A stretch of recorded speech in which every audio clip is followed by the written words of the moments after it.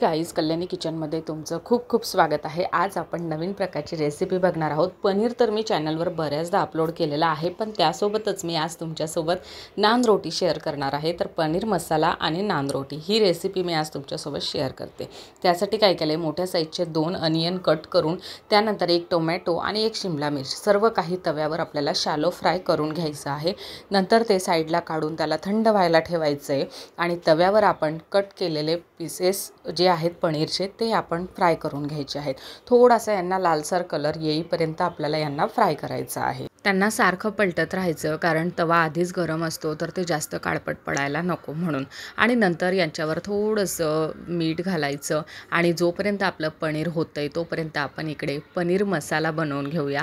तर पनीर मक्खनवाला मिक्स म्हणून असं पॅकेट येतं सुवानाचं बाहेर, तर त्याला आपण एका बाउलमध्ये काढून घ्यायचं। जेवढं लागेल तेवढं थोडं थोडं टाकत जायचं आणि त्यामध्ये आपण दूध ॲड करायचं आहे आणि सर्व काही मस्त मिक्स करून घ्यायचं। आवश्यक असलं तर वरतून अजून थोडा मसाला घालायचा आणि सर्व पेस्ट बनवून एका साईडला ठेवून द्यायची। ही पेस्ट आपल्याला लास्टला जेव्हा आपण मसाला बनवायला घेऊ तेव्हा आपल्याला हे लागणार आहे। त्यानंतर बघा, पनीर इथं छान प्रकारे फ्राय झालेले, त्यांना छान कलर आलेला आहे। तोपर्यंत आपण इकडे नान रोटीची तयारी करून घेऊया। इथे मी 2 कप मैदा घेतलेला आहे, त्यामध्ये थोडंसं मीठ घालायचं आहे आणि आपण 2 चम्मच इथे दही घालणार आहोत। तर त्यानंतर यामध्ये तुम्ही सोडाही घालू शकतात, नंतर बेकिंग पावडरही घालू शकतात। बरेच काय रेसिपी आहेत चॅनलवर, पण मी यामध्ये इनो ॲड केलेला आहे आणि तरीही जी आपला नान आहे तो छान प्रकारे बनला होता, त्यामुळे काहीच टेन्शन घेण्याची गरज नाही आहे। जर सोडा नसेल तर तुम्ही यामध्ये इनोही ॲड करू शकतात। मी जस्ट बनवून बघितलं की इनो टाकून बनवून बघू, पण खरंच खूप छान बनली, तर तुम्ही तसंही करू शकतात। नंतर त्याला तूप लावून आपण थोडा वेळ झाकून ठेवणार आहोत। मस्त रोटीचा जो आटा आहे तो फुलून जाईल। त्यानंतर इथे बघा, कढईमध्ये मी बटर घातलेलं आहे, 2 क्यूब्स ॲड केले आहे बटरच्या। ते गरम झाल्यावर त्यामध्ये थोडं जिरं घालायचं आहे, रेड चिली फ्लेक्स घालायचे आहे, हळद पावडर घालायची आहे आणि धन्यांचं कूट। त्यानंतर 2 चम्मच यामध्ये लाल मिर्च पावडर आपल्याला घालायची आहे। सर्व काही मिक्स करून घ्यायचं। नंतर यामध्ये जे टोमॅटो, कांदा आणि शिमला मिरची आहे, तर त्यामध्ये मी आलं लसूण पेस्ट आणि कोथिंबीरही ॲड केली होती आणि सर्व काही ॲड करून मिक्सरमधून अशी पेस्ट बनवून घेतली होती। ती पेस्ट आपल्याला यामध्ये ॲड करायची आहे। वरतून थोडासा किचन किंग मसाला तुम्ही घालू शकतात, नाहीतर गरम मसाला असेल तर तोही ॲड करू शकतात। मी इथे किचन किंग मसाला ॲड केलेला आहे। झाकण ठेवून याला थोडंसं 5 ते 10 मिनटं याला वाफवू द्यायचा मसाल्याला आणि नंतर पुन्हा एकदा मिक्स करून घ्यायचा। सर्व काही झालं की आपल्याला यामध्ये कश्मीरी लाल मिर्च पावडर ॲड करायची आहे। ती जवळपास तुम्ही 2 चम्मच ॲड केली तरी चालते, त्याने कलर खूप छान येतो आणि चवही भाजीला छान लागते।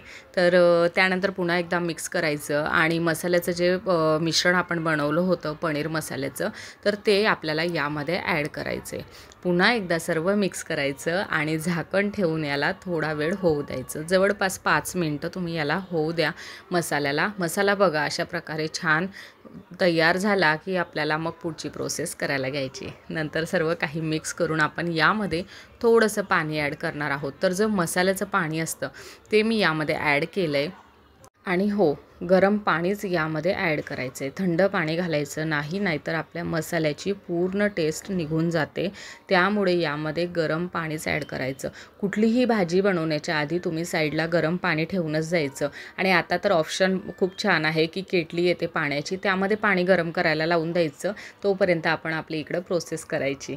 यामध्ये गरम पाणी ॲड केल्यानंतर मी पनीरच्या क्यूब्स ॲड केल्या आहे, वरतून चवीपुरता मीठ घातलेलं आहे। पनीरमध्येही आपण मीठ टाकलेलं होतं थोडंसं, म्हणून थोडं सांभाळून मीठ टाकायचं।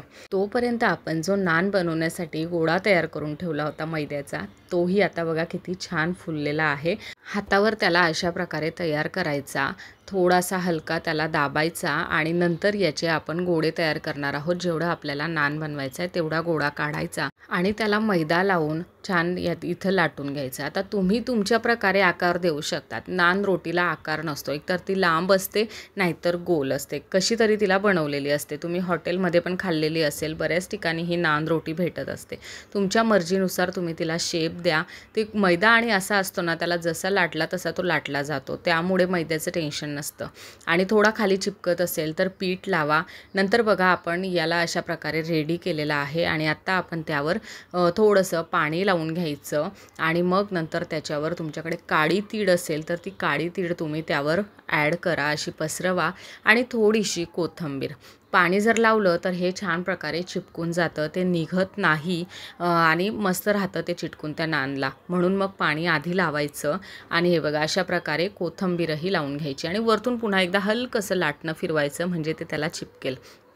त्यानंतर उचलताना थोडी माझी परेशानी झालेली आणि क्लिपही मला चालू करण्याचं लक्षात नाही की कॅमेरा चालू करूया. तव्यावर टाकताना फक्त ह्या नानला खूप सारं पाणी लावायचं खालच्या बाजूने आणि मग त्याला तव्यावर टाकायचं म्हणजे ती अशा प्रकारे चिपकून राहते. जेव्हा आपण त्याला गॅसवर भाजण्यासाठी तवा उलटा करतो तर ती नान जी आहे ती गॅसवर पडत नाही.